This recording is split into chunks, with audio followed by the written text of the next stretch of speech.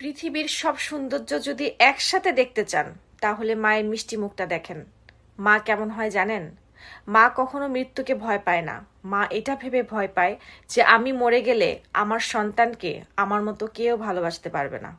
মা সন্তানের চোখ লাল দেখলে বুঝে যায় যে সে না ঘুমিয়ে চোখ লাল করছে নাকি কান্না করে। সফলতার জন্য মায়ের দোয়া সবার আগে প্রয়োজন। মায়ের দোয়া ছাড়া সবকিছু অসম্পূর্ণ। সন্তান যতই বড় হয়ে যাক না কেন, সবসময় মাকেই প্রয়োজন পড়ে।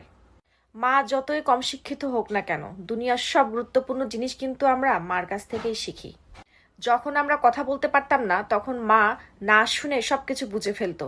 আর আজকে আমরা কথায় কথায় মাকে বলি, সরো তো মা, তুমি বুঝবা না।